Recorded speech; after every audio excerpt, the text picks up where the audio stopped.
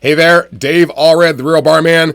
You know, no matter how much you practice your bartending skills and no matter how much you study and memorize your drink recipes, nobody's slinging drinks and raking in tips until they do one thing first, and that's actually getting hired. In this free video training, I'm going to tell you the secrets to getting hired as a bartender, even if you have no experience and even if you're starting from scratch. These tactics aren't being taught anywhere else, and I guarantee you, after you go through this training, you're going to blow the hiring manager away. Okay, so let's jump into this. Like I said, nobody else is focusing on these tactics and strategies. When you go to bartending school or you take an online course, they're focusing on the drinks and the recipes and the techniques, which is great. You need all that stuff.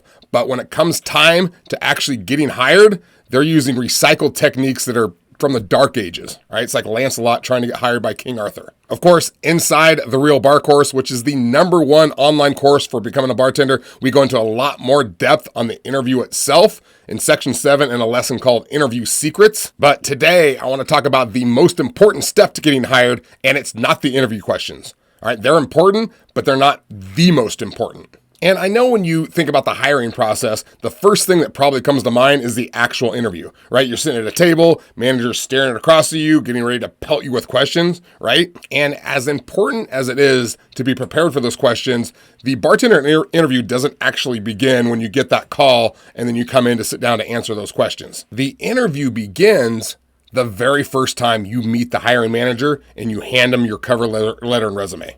All right, this is when the dance starts. This is when you make that first impression, and that first impression will determine if you move forward in the hiring process. Okay, and most people have no idea how important this first step is, or even how to handle it. But if you do know how to handle it, and you handle it right, you're going to be led into the secret door, which is the interview itself. And you're going to increase your odds of being hired by 500%. I'm not kidding. Okay, you're going to stand out in a field of applicants like you're wearing a yellow raincoat in a sea of business suits. Okay, so let's start with the importance and breakdown of communication. Okay, I'm not going to go into a full lesson on this, but you should be aware of it because its power and influence cannot be underestimated. So first off, most people believe that what they say, the words coming out of their mouth, are the most important form of communication. That everything rides on what they say to, in this case, the hiring manager is the most important thing. But as it turns out, the spoken word only makes up about 7% of communication, meaning that's how much impact it has on someone you're communicating with. Fascinating, right? So that means that any variance of those words doesn't really have much of an impact. All right, so you can reorder them, you can rephrase them, and no matter what you do to them, it's not really going to change the impact they have on someone. Now, with that said, if you walk into a bar and you meet the hiring manager and you shake her hand and you're like, your mom's a fat piece of crap, then that's going to have about a 99% impact on how the rest of the conversation is going to go. But as long as you stay within the guidelines of what you're supposed to say, then the actual words only have about a 7% impact on communication. Got it? Okay, so then 55% of your communication impact is going to come from your body language. Okay, how you carry yourself. All right, and then 38% comes from the tonality of your voice, how you say something. So, for example, with body language, the first time you meet the hiring manager, if you're nervous and you're fidgeting with your hands and your eyes are darting around, right, no eye contact, and then you shake their hand, it's very nice to meet you. What do you think the hiring manager is going to think of you? All right, that's right. Basket case. No way am I hiring this nutcase. All right, meek mouse. Okay, and what about tonality? All right, instead of using the manager, let's use something else for an example. Let's say that I wanted to tell you that I love you, because I do. All right, and I say, listen to the difference between the two of these. I love you, and I love you. All right, you hear the difference? Same words, completely different meaning. So when you meet someone for the first time, and even after you meet them and you're carrying on a conversation, think about the way you carry yourself, your body language, confidently, okay? And the way you say things, your tone of voice is all very important. All right, like think about the way I'm speaking to you now. Very calmly, very passionately, sort of a whisper, almost like I have a secret, causes you to lean forward to hear what I have to say next. I'm pulling you along. Does that all make sense? Okay, so these are areas that you can practice on in everyday life. All right, practice the way you carry yourself and being confident. Practice the way you say things with tonality. Just practice with people you know. all right, until you become more comfortable with it. That's nonverbal communication. Okay, so now get your notebooks out. If you don't have them out already, this next part is awesome. This next phase of the training is all about frame control. All right, what is frame control? Well, simply put, it's the battle for authority. All right, or more precisely, it's the battle to be in control or the leader of the conversation or situation. And I promise you, we're going to tie all this into meeting the manager and handing in your resume. I'm going to tell you exactly how to act, what to say, because you're in a tough situation, right? You don't have any power. The bar manager has all the authority, which means he or she doesn't need to impress you or convince you why they're so great or explain to you why they're not going to hire you. They're in control, all right? They own the frame. So when you meet them and you introduce yourself, they're standing there, they're kind of, disinterested, impatient even, while you try to convince them why you're so great and they should take a flyer on you. So right from the beginning, you're coming from a position of desperation, right? And I'll tell you this right now. In fact, write this down. Desperation is a cancer to your success. Let me repeat that. Desperation is a cancer to your success. And it's hard not to be desperate, right? You want to be nice. You want them to like you. You don't want to offend them. So because of that, you apologize for wasting their time. You thank them profusely for coming out to meet with you. All right, but neediness is an extremely unattractive quality. Okay, write this down too. Confidence sells, neediness repels. Confidence sells, neediness repels. So what does that mean exactly? It means stop apologizing for interrupting them or wasting their time. You're just as important as they are. You are just as qualified to occupy space on this planet as they are. So your job when you first meet the hiring manager is to raise your status and position of power in their eyes. Okay, so hopefully by now you understand the position of authority you're dealing with, right? And the importance of shifting that power in your favor to have a chance of winning them over so they'll hire you.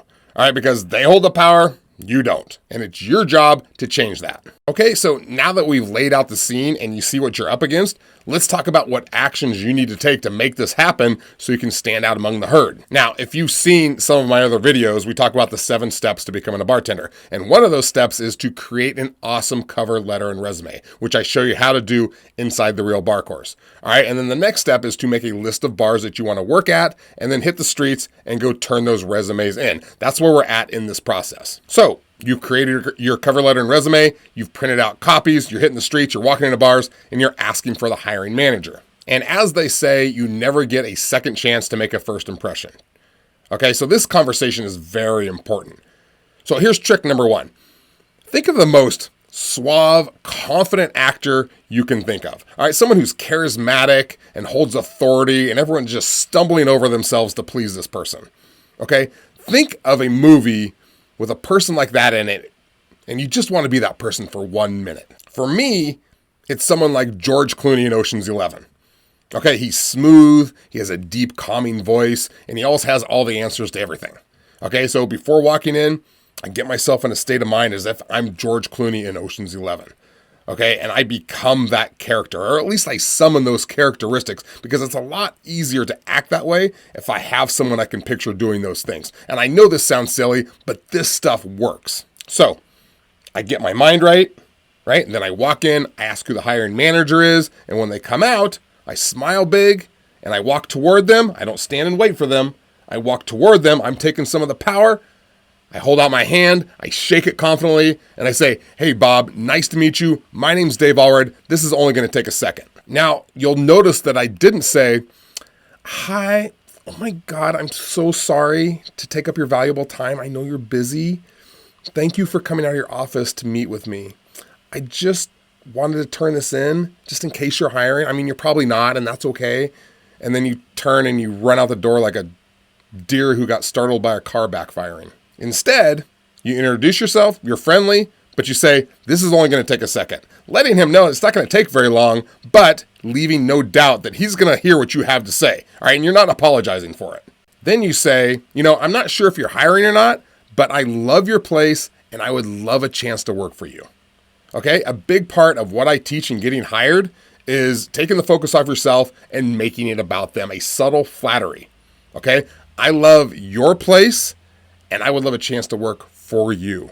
And you notice my tone of voice, very passionate, all right, very focused. I love your place, and I would love a chance to work for you. And that doesn't mean you have to be sappy about it. You're not like, I love your place and I love you.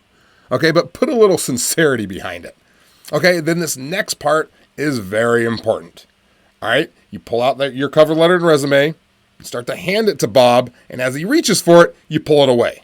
This small gesture of defiance raises your power and status just enough to catch his attention. All right, you've already shown that you're not apologizing for being there. All right, you want to be treated as an equal.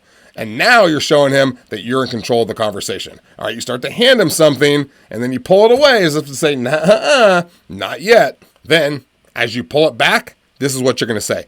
Before handing you this, full disclosure, I have no bartending experience.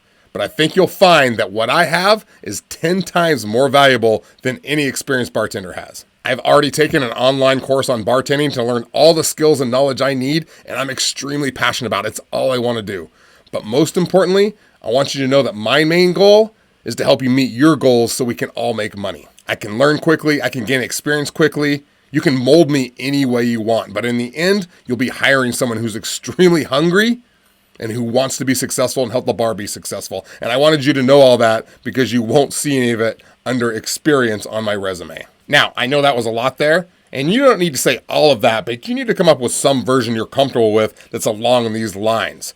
Okay, because managers will love to hear it. It's going to hit an emotional nerve because they love personality and enthusiasm. They like experience, but they also don't like experience because when they hire an experienced bartender, they have bad habits. They love the idea of molding someone into their own image. They love enthusiasm when they're hiring employees, and 90% of decision making is made from an emotional standpoint and not a logical one. Okay, and now you're ready. Slowly hand the cover letter and resume back to him. Give him a little smile, give him a little coy look, because now you have his attention. Okay, he hasn't seen someone like this before. Come across, not apologizing. They belong here. They're important. He hasn't seen someone offer to help him out instead of, hey, what can you do for me? Someone who's enthusiastic and acts in this way. This is a memorable person that he's not going to soon forget. Okay, so now we're coming to the last phase, the nail in the coffin. We use this final technique to further demonstrate our importance, to show them that we have other things to do. All right, while we would love to work at this place, we don't need to. All right, we're not desperate, we're not needy. And we do this by reaching out to shake his hand again and say, hey, it's great meeting you, Bob. I'd love to follow up with you in a few days if that's okay with you.